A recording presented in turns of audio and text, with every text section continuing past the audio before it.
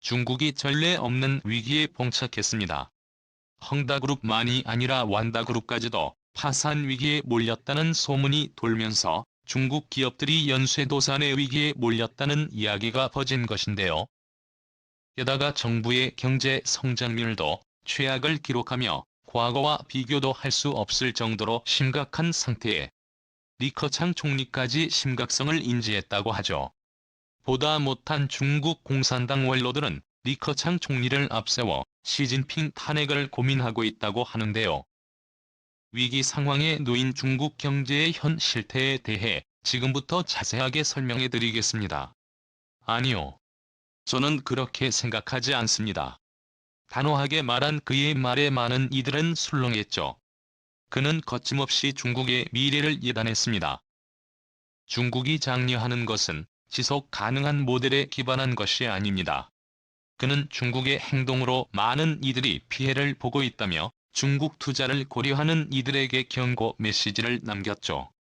중국의 신랄하게 비난한 이는 조지 소로스 투자의 기자라 불리며 신화적인 업적을 세운 그는 현재 중국의 상황을 심각하게 바라봤습니다. 중국의 부동산 리스크 위험이 상당하다는 것이 그가 내린 결론이었죠.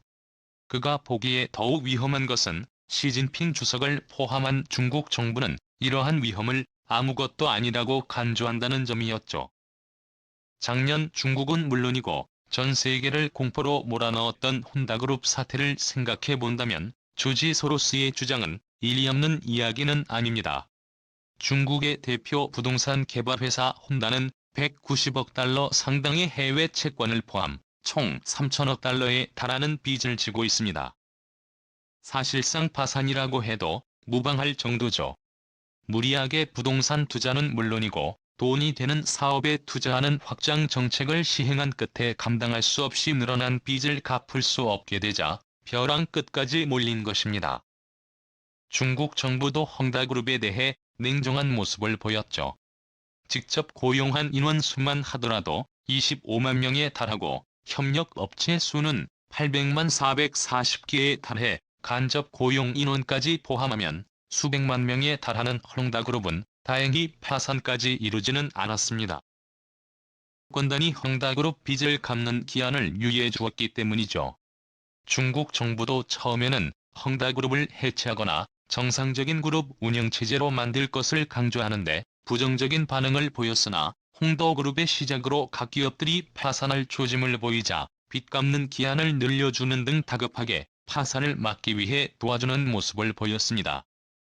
완전히 부도나기 전에 간신히 편법을 동원해 파산을 막을 수 있었고 최악의 사태는 피할 수 있었습니다. 그러나 이런 임시방편도 잠시 또 하나의 악재가 닥쳐온 것인데요. 최근 헝다와 마찬가지로 부동산으로 중국에서 유명한 기업 중 하나인 완다그룹에서 파산이 임박했다는 소식이 들려온 곳입니다. 미디어와 부동산을 주축으로 성장을 거듭한 완다그룹은 공격적인 임수 합병과 다양한 문어발식 확장으로 몸집을 불려 헝다와 마찬가지로 엄청난 규모의 빚을 지고 있었던 상황. 그러나 사업을 통한 이익으로 빚을 갚는 모습을 보이며 혼다와 달리 위기에서 벗어난 것처럼 보였는데요. 사실은 이게 분식 회계를 통해 빚을 감추려고 했다는 정황이 드러난 것입니다. 완다그룹의 가장 중요한 계열사인 완다 상업부동산이 1,000억 위안 한화로 약 20조 원 규모의 분식 회계를 한 것이 드러나면서 창업자인 왕젤린 회장이 공안에 구금되었다는 소식이 퍼진 것이죠. 완다그룹의 채권을 상당수 보유하고 있던 중국 공상은행과 건설은행 상하이 지점은 완다그룹 채권 매각을 위해 서둘렀으며 8월로 다가오는 채권 이자를 갚을 수 없는 상황이라고 합니다. 사실은 웨이보를 통해 알려졌으나 중국 당국에서 삭제대로 일반 국민들에게 이 정보가 자세히 알려지지 않았다고 합니다. 문제는 완다그룹은 이런 위기 상황에서도 뻔뻔하게 10억 위안 규모의 채권을 또 발행하는 무리수를 둔 것인데요. 이 10억 기관은 전액 완다그룹의 빚을 갚는 데 사용될 예정. 이미 2020년에도 비슷한 문제를 겪었던 완다그룹은 자사 재산을 외부에 매각하면서 현금 융통을 위해 경량화에 들어갔는데요. 갈수록 안 좋아지는 부동산 시장에 큰 영향을 미친 것으로 보입니다. 작년 말에는 왕젤린 회장의 아들이자 국민 남편이라는 별명을 얻은 왕수총이 파산 위기에 몰리기도 했는데요. 한국 유력 매체 신화닷컴과 왕이 등 다수 매체는 왕수총이 소유한 상하이 소재 판다위랑 문화유한공사가 1,000만 개에 달하는 채권을 경매에 내놓은 사실을 알리기도 했죠. 완다그룹의 홍도와 마찬가지로 위기에 빠진다면 매우 심각한 일입니다. 이제까지는 중국 정부의 무기능으로 파산을 막을 수 있었으나 완다까지 중국 정부가 감당하기에는 지나치게 규모가 큰 상황. 중국 전역에서 연쇄적인 파산이 일어날 수 있습니다. 실제로 그런 징후가 중국에서 발견되었죠. 최근 중국 집안 은행들 사이에서 뱅크런 현상이 잇따르고 있는데요. 중소은행에서 갑작스러운 온라인 인출 및 이체 중단이 석 달 연속 이어지며 고객이 거리 시위에 나오는 일이 발생했습니다. 해당 은행이 돌려주지 못한 예금은 400억 위안 수준, 한화로 7조 8천억 원에 달하는 금액입니다. 블룸버그 통신도 이 사실을 주의 깊게 보도하면서 중국인들이 돈을 돌려받지 못해 항의하는 내용을 전 세계에 알렸습니다.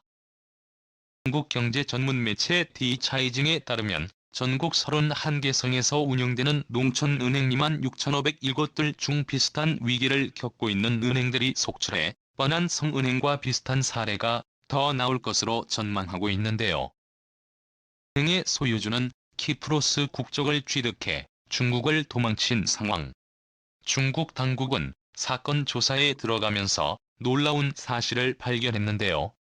바로 은행이 완다그룹의 돈에 투자한 사실을 발견한 것입니다.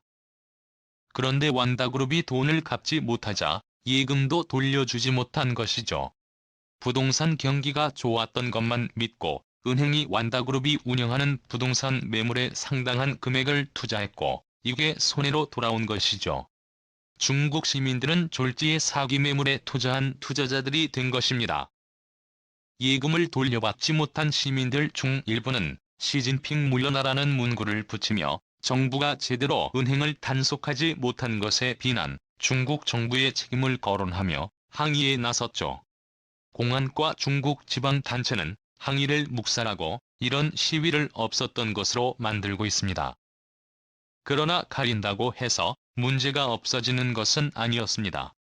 민간 영역에서 생긴 문제만이 아니라 정부 차원에서도 투자의 실패로 인한 위기가 닥치왔습니다. 스리랑카가 가장 대표적인 사례라고 할 수 있는데요. 디폴트를 선언한 스리랑카는 대통령과 지도 세력이 도망칠 정도로 극도로 혼란스러운 상황에 놓였습니다. 스리랑카 파산의 주요 원인으로는 중국의 1:1로 사업이 꼽히는데요. 필요없는 사업을 위해 중국에게 큰 돈을 빌렸고 이자조차 감당하지 못할 정도의 큰 금액을 갚지 못해 나라가 망한 것이란 게 스리랑카 파산에 대한 전문가들의 분석입니다. 태평양 섬나라들과 아프리카 국가들도 사정은 다르지 않죠.